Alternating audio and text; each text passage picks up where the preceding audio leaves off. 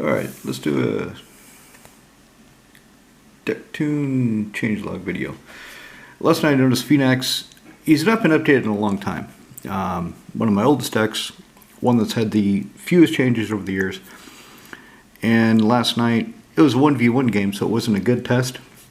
But it showed me there's some things I want to change in the deck. I want to add more creatures, for the most part.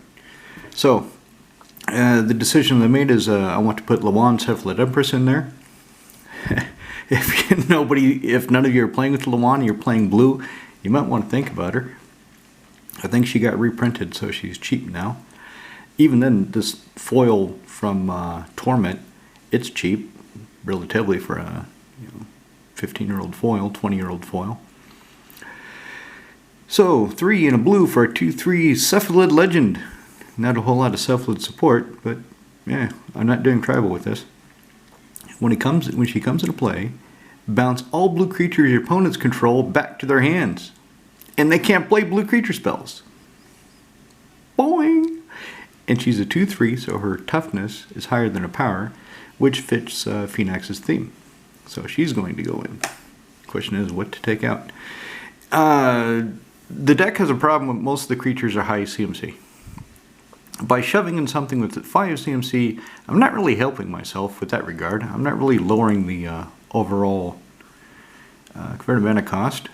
In fact, I'm planning to take out something that costs CMC 3 from one of these two cards, so I'm raising it. Anyway, so 3 blue for a 4/5 Elemental Giant Legend. He's flashy, he's flying.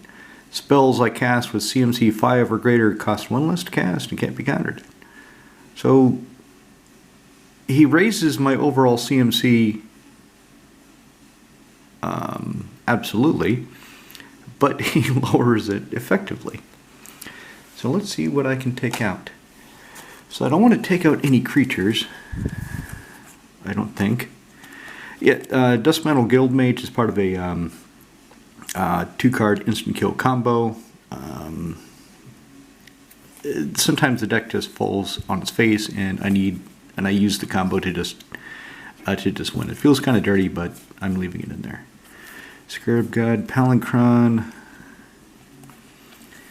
Don't really need him, but I can bounce him back, cast him again, untap 7 lands. He's useful enough. King Makar the Gold Cursed, he's done some good work. This is good. Equilibrium. Tree of Perdition. I'm not sure if I really care about this anymore. I've only had it in play a couple times, and the one time I do recall it being in play, before I could activate it, somebody took it out because they could see what's coming. So, fair enough. If nothing else, it eats a removal spell that they would use on something else of mine, possibly. Okay, Cherex, he's low casting, has very high toughness. He's great with Phenax, so he's staying into Solal. Need some rocks. This thing. So, do I really care about this? Each opponent mills 8 cards. It only costs 2 to do that, and it costs 6 to traumatize everybody. So, yeah, maybe Eater of the Dead, definitely keep. Swiftfoot Boots, Memory Erosion. Whenever an opponent plays a spell, they put the top 2 cards library into the. This does nothing really. It just sits there. It's really passive. It's not really aggressive. Let's take that out. Mind Shaker. He's just funny because I don't know what's going to happen. Target player puts the top card of the library into their graveyard, and it gets XX or X that card CMC. Sometimes they flip a land, so he doesn't get bigger. So then I have to activate him again. Oh look, I hit your Soul Ring. Yay. He's a 2/2 now. The Vase is good in this deck. Blood Chief Ascension is really good in this deck. Memory Erosion, okay, so it's passive, it doesn't really do anything. This is kind of the same. Passive, doesn't really do anything. It has more hoops to jump through to have any kind of effect. So if an opponent lost 2 or more life, I may put a quest counter on Blood Chief Ascension. Never card is put in his graveyard. I can drain that player for 2. Yeah, there's only one CMC. I better keep it. 1 black. Evil Twin is pretty good. Aqueduct. Talisman. Yeah, definitely need a counterspell. Consuming Aberration is really great in this deck. Alter the Brood. I didn't like this first, but it's so random. Any permanent coming into play triggers it, so it is kind of funny, and it comes down early. Starts working towards the theme of the deck. He's in here mainly to give my creatures an additional point of toughness, so when I have Phenax in play... Oh, for those of you that don't know Phenax. So, he's a 5 casting cost god. 4/7. Devotion requirement is 7 devotion to black and or blue. Until then, he's not a creature. Creatures I control have tap. Target player puts the top X cards of their library into their graveyard, where X is this creature's toughness. So, if I have... Let's put him up there. If I have this guy in play, then all my creatures get more powerful, more tough. And they can mill for additional cards. Plus he's a 2/3, so he can mill for himself. It adds 3 devotion to Phenax if he's in play. Kevin Harpy. So she's in here as a way of, if I have Equilibrium out, I can spend black-blue colorless, play her, bounce a creature one of my opponent's controls back to their hand, or bounce another creature I control back to my hand from Equilibrium, and then I can bounce her back to my hand. So as long as I have 3 mana, I can just bounce a creature. That's kind of the idea behind it. Lightning Greaves is good. Nemesis of Reason. Yeah, I want to keep that because mills for 10 by attacking, or it mills for 7 by Phenax's ability. Either way, it's going to mill for something. Excuse me. So Morphling, his power toughness are equal. He's one of the few non-utility creatures, like Walking Atlas. He's a 1/1. His power toughness is equal, but he's not there to mill. He's there to get lands into play. This guy is here to do stuff. Mill, so I can spend 1 colorless, and he becomes a 2/4, so I can mill for 4. Spend 2, he becomes a 1/5. Mill for 5, and so on. Okay, what else should I take out? I want to take out 1 more card. I want to put more creatures in here. Do I care about Mind Grind? Each opponent reveals cards, top the library until they reveal X-Win cards. Do I really care about this? So, I want to focus more on milling with creatures, because it's obvious I need more creatures in the deck. Can't search the library, play an activated ability. If it's a mana ability, I may pay 2, copy the ability. Why do I have this in here? I forget. I mean, I can mill for an additional. I can untap an additional creature with 1,000-year elixir. I could draw, yeah, okay, alright. I know what's in here now because I've got so many random things that do shit. Friction Metamorph, Memory Plunder. If I'm milling, somebody's going to mill something that will be interesting, so that stays. Soul Ring stays. Psychic Strike is a counterspell, stays. Beltar Sphinx. He's not really that impressive. He's not. He costs 5. He's only 2/5 flyer. But if somebody doesn't like being milled, then they think about it whenever they attack. He can mill for 5. And of course he is big and tough and flying, so better keep him in. Teferi, Mages of Fear, yeah, fantastic. Jace, Memory Depth. So draw a card. Yeah, need to draw cards. Top 10 cards in the library. Any players are yeah, better keep Jace. Intrude Alarm. So this is great with a mill deck for tapping. So I tap out my creatures to mill somebody.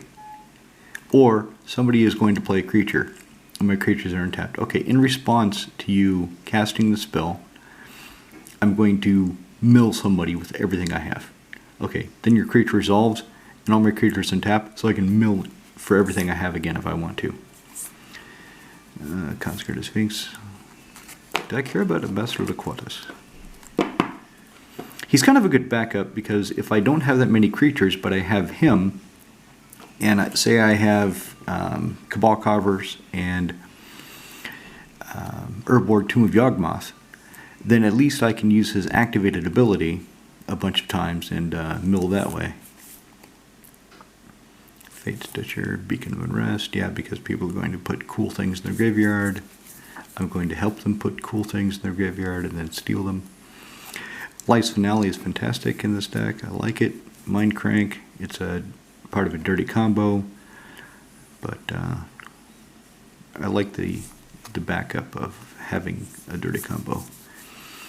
So what should I take out? Rhystic Study is just good. Jace's Mindseeker. Do I care about this? So 4/4 flying for 6. Comes into play, target opponent puts top 5 cards of the library into their graveyard. And if they have an instant or sorcery among those, then I can play it. So it does. I don't think that really matters. I don't think it really matters. It's 6 for 4/4. I need to get something cheaper. So here's what I'll do. Oop. Rolled away Nuri's Kebab Car. I should put a new sleeve on this. Here's what I'll do. I'll take out Memory Erosion. I'll take out Jace's Mindseeker, because they really don't do enough. I'll put Thrix in. So for Mindseeker, it's lowering the CMC by 1. And then I'll go get a fresh Perfect Fit. And yeah, this one's pretty rough. And I'll put Lawan in instead of Memory Erosion, so that raises the CMC. So it's a net 0. I'm just shuffling around. But I'll put her in and see how she works. Let me get that sleeve. Alright, so I got a nice new clean Perfect Fit for Lawan, Cephalid Empress. What's funny is about these, so I use the KMC Perfect Fits. That's the only kind I use on any of my cards. And they become really hard to find in Europe. Last time I was in, a few weeks ago, not last time, but a few weeks ago, I was in Cherny-Retiche. And they said, I was talking about how hard they were to get. And the lad I was talking to, he really didn't mention, they said, yeah, they're getting tougher to get. And then 2 weeks later, I was in, and I still needed some more Perfect Fits.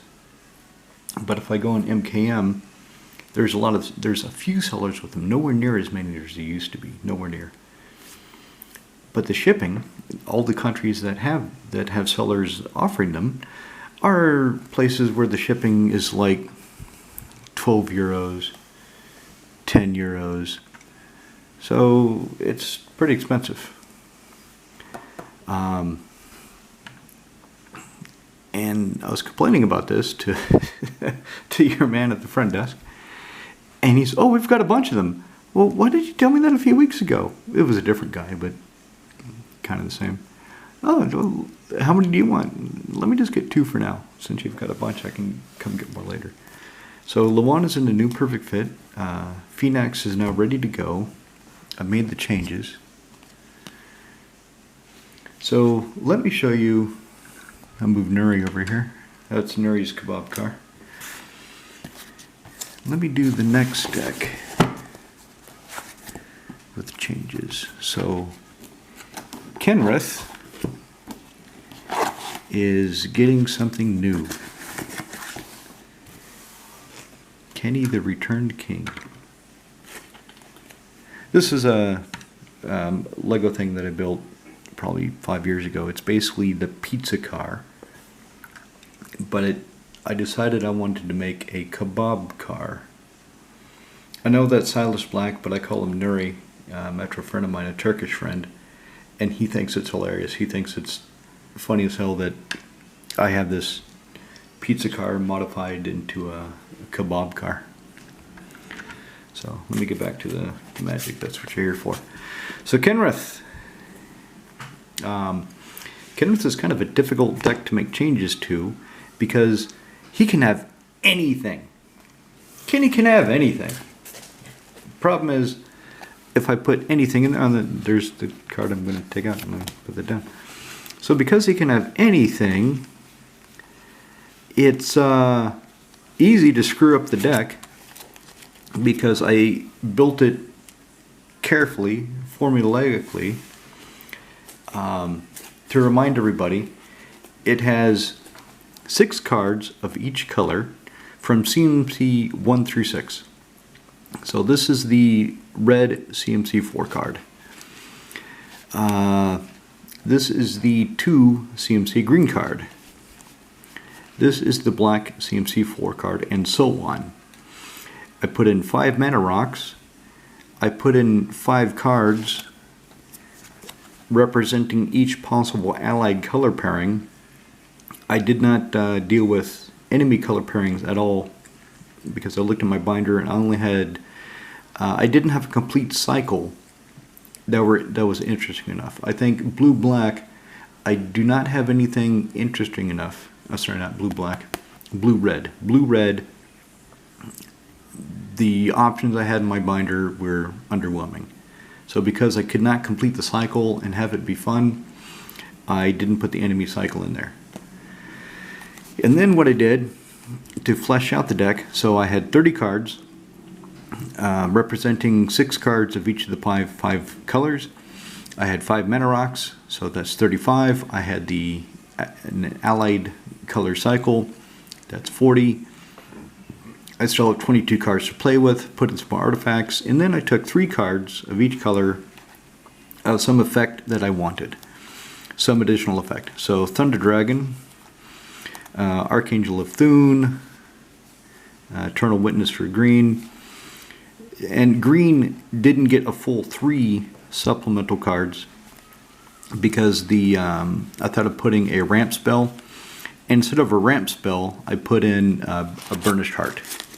So green did not get its full cycle of supplemental cards. And now black is going to lose one of its supplemental cards. Where's my cute little Burnished Heart? Now that I think about it, I want to see it. Where's that little...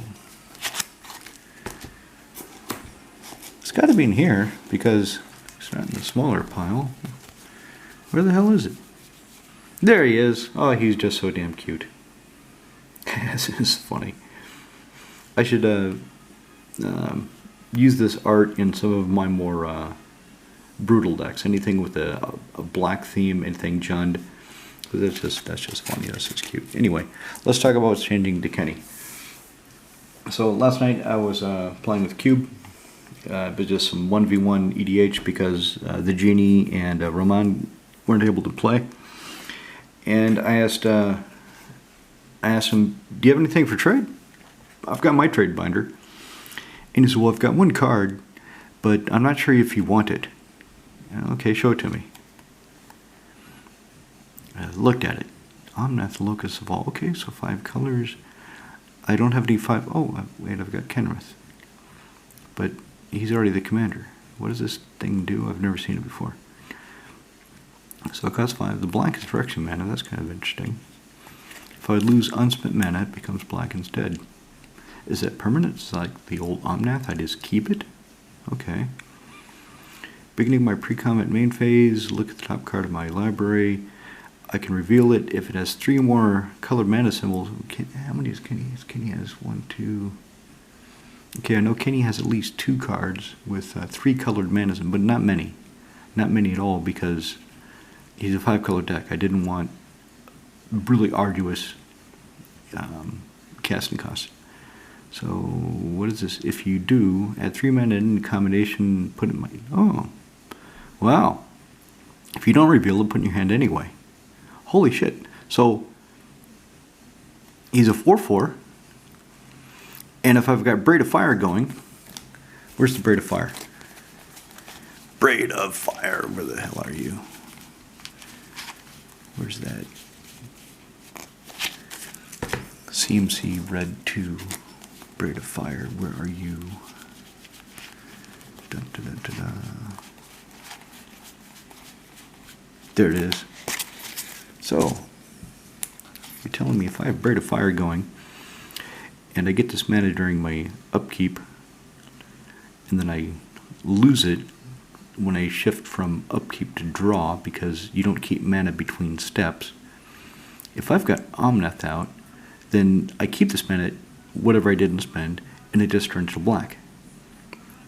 And then, at the beginning of my pre-combat main, I draw a card. I basically draw an extra card each turn. And he's a 4/4. So he's kind of, he's big enough. So he draws cards and keeps my mana. Wow, okay. So I definitely want that. What do you want? So he picked some things for the Squirrel Modern deck he's making. And now that I thought this would be the tough part, I thought, okay, this is always the hard part. I get something cool for a deck.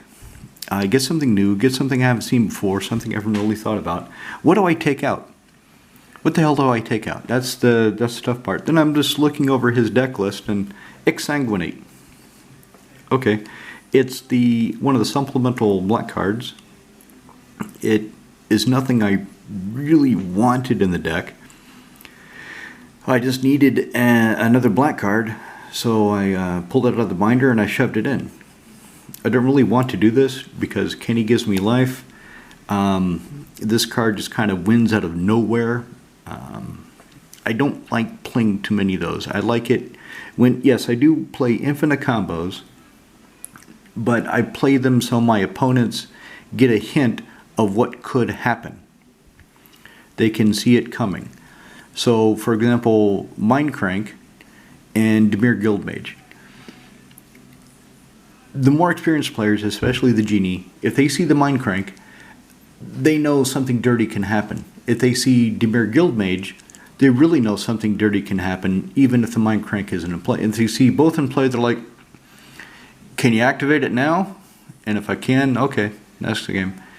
Can you activate it now? No, I don't have the mana. Alright, we need to blow up one of these right now. So they know what's going to happen to this guy. So if people are low enough, spend 2 black and whatever the hell X I want and kill everybody and I gain life, or bring everybody low enough that it's easy to kill them. So I'm going to take this out. I'm going to take out Exsanguinate, and I'm going to put in Omnath, Locus of All, into Kenrith and see how it works. It's got to be fun. I mean, 5 mana or 1 red mana with a sneak attack, or 4 colorless with Quicksilver Amulet. Is it an amulet? I think it's an amulet. I haven't played this damn card in so long. Where the hell's the Quicksilver yoke? Dun, dun, dun, dun, dun. Looking through the damn deck again. Dun, dun, dun, dun, dun, dun, dun, dun. The hell is that bloody thing? Yeah, amulet, Quicksilver amulet. So he comes down. All right, so that's the change to Kenny. Now I really want to play Kenny because I've got the new card and he's just fun. He's hilarious. Somebody posted on, made a comment on one of my Kenny videos that they had a Kenrith deck that was just Kenrith in 99 lands. And it took him a little while to get going, but either he won a few games or he was down. Basically, he was having fun and his friends were confused because nothing they could do could really hurt him. Okay, he doesn't have any other creatures, so their other removal is ineffective. He doesn't have any artifacts, so they can't blow any of those up. No enchantments, can't blow any of those up. No planeswalkers, just lands. Lands and Kenrith. It's an interesting idea, but I don't think I'm going to do it. I like this build of Kenrith. So that's it. Enough of my bullshit. Let me get this posted and see what people think.